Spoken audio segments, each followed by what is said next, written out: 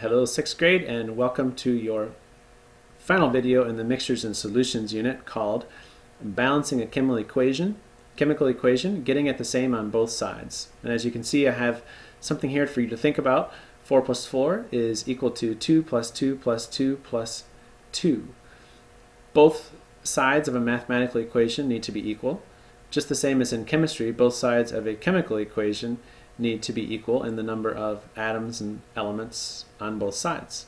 4 plus 4 is equal to 8, and 2 plus 2 plus 2 plus 2 is also equal to 8. So one key for a chemical equation is to make sure it's the same on both sides. But it all begins with the periodic table, and I know that for many of you in 6th grade, if you look at the periodic table, it probably looks something like the first picture. But if you take a closer look, you can see that there's information about all of these gases, metals, and naturally occurring elements, right, in the periodic table, and it's going to be very important as you go on to study chemistry to know more and more about the periodic table and what all these symbols mean. For now, we're going to focus in on a very few items. First of all, that items in the periodic table of elements are usually listed with different colors to indicate the type of element they are. And oftentimes they'll have a key here that tells you what the colors mean. Nonmetals such as boron, carbon, nitrogen, oxygen, and all of these over here are listed in the nonmetal category in this light blue color. Metals listed here in the purple colors. That's about all you need to know for right now in 6th grade. An element is so pure that it can't be divided. So it's a unit that is so pure that you could not divide it except for with splitting the atom. The smaller and smaller you get, the smallest you get in an element, and if you have an atom of gold, for example, you can't divide it any further, or it will cease to be gold. It won't be gold anymore. You can't divide oxygen anymore without making it into something else, and it's not oxygen anymore. A compound, then, is two or more elements that are glued together with chemical bonds that can only be pulled apart with a chemical reaction. So let's take a look at some examples. An element is made of atoms. Some examples of elements. Carbon, for example. The number 6 up here in carbon represents its atomic number, which tells you how many protons are in carbon, and the C is the symbol for carbon. Oxygen, another good example that's often found in nature. The number 8 is the atomic number of oxygen. It's how many protons are in an oxygen atom. O is a symbol for oxygen. H is the symbol for hydrogen, and there's only one atom in hydrogen. And everyone's favorite, gold, the symbol for gold is AU. And so you can see that the symbol doesn't always have to do or correspond with the English name of the element. Now, a compound is made up of one or more elements. And sometimes, for example, with oxygen and hydrogen, they always form compounds because they bond to each other, and oxygen always is written as O2 for that reason. Hydrogen as well, naturally occurring, is H2, because otherwise it would be very unstable. Some examples of compounds that you might be familiar with are carbon dioxide, one carbon atom with two oxygen atoms, and that's listed as CO2, and it's carbon and oxygen together. But if you make one very small change and you take out one of the oxygen atoms, you get something even more dangerous than carbon dioxide. We talked about carbon dioxide being kind of dangerous for you if you have too much of it, but even more so, carbon monoxide, what comes out of the exhaust of your car or can come from a leak in a heating system, is very dangerous. It's an odorless, colorless gas that can make you fall asleep and kill you. Something very safe, though, is oxygen with two hydrogen atoms connected to it, and that is H2O, otherwise known as water. But if you get a little more complicated and you want to deal with just carbon, oxygen, and hydrogen atoms, you can get something as complicated as glucose, or even more complicated. Fructose is about the same in its level of complication as glucose, but it is still made up of only carbon, hydrogen, and oxygen atoms. Glucose, again, is the type of sugar that carries energy through your blood, and fructose is the type of sugar that you find in fruit, both of which I hope you learned from the food and nutrition unit. So let's take a look at our Fizz quiz.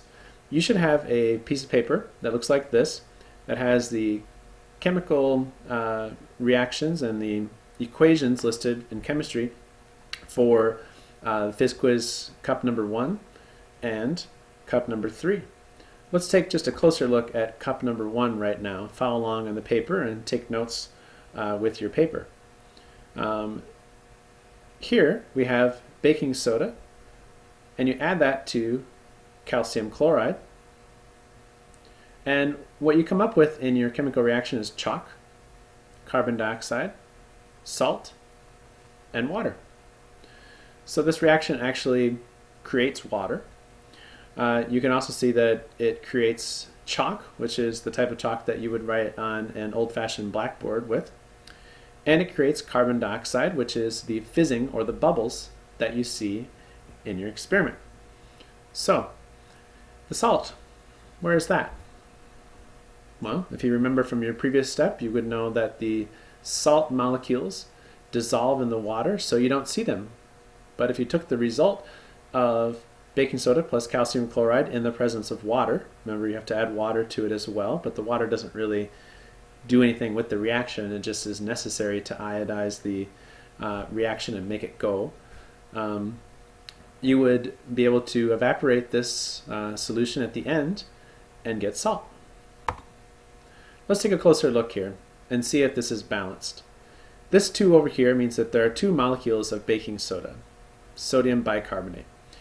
And those 2 molecules mean that there are 2 atoms of sodium here, 2 atoms of hydrogen, 2 atoms of carbon, and 2 times the 3 atoms of oxygen here, which gives you 6 atoms of oxygen. Right?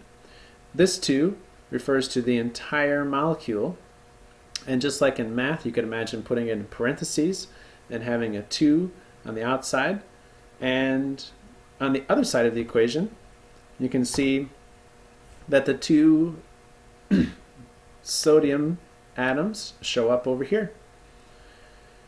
Take a minute on your paper and try to draw lines to show where all of the atoms on this side end up over here. Because even though they have changed to different compounds, the atoms are still there. Give another example. Calcium chloride, here's one of the atoms of calcium right here, and it moves over here and it becomes bonded with carbon and 3 oxygen atoms to form this chalk. It's very different, has different properties, but the calcium is still part of it. You can also see that the hydrogen here, 2 hydrogen atoms, moves over here and becomes part of this water. 2 hydrogen atoms with 1 oxygen atom.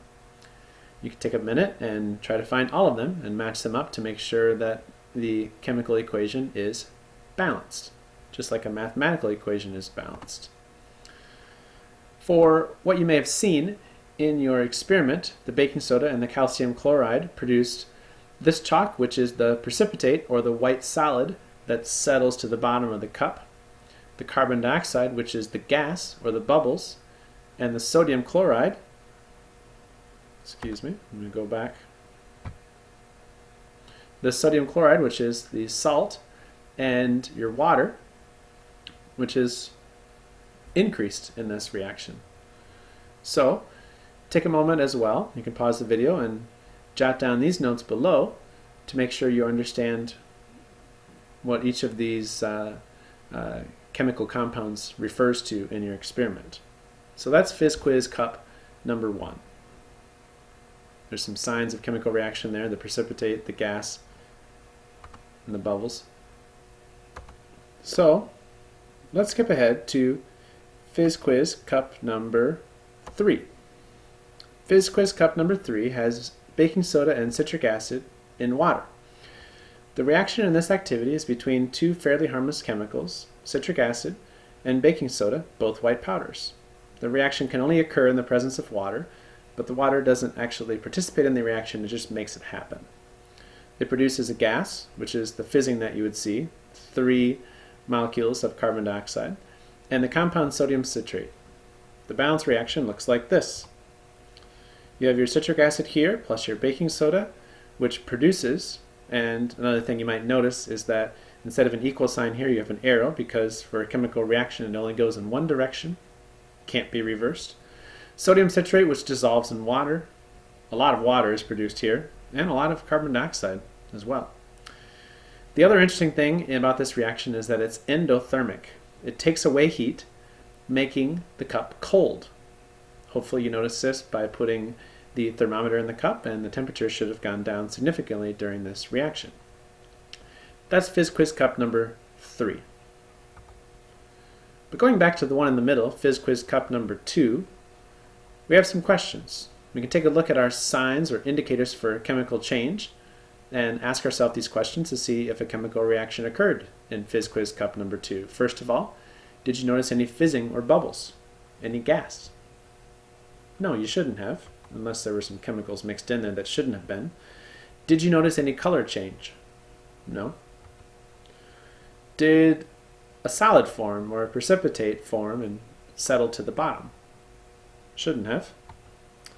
Did you notice any changes in the properties? Well, it's a little hard because you would need to dissolve those to actually investigate the properties, but no, you shouldn't have noticed any changes in the properties. Did the temperature go up or down? No. Now, some students did think that they noticed a change in the temperature, but it might have been that the stirring that it takes to dissolve the materials in water could have caused this. You could investigate that as a science fair experiment if you would like. Did anything blow up or catch on fire? Thank goodness, no.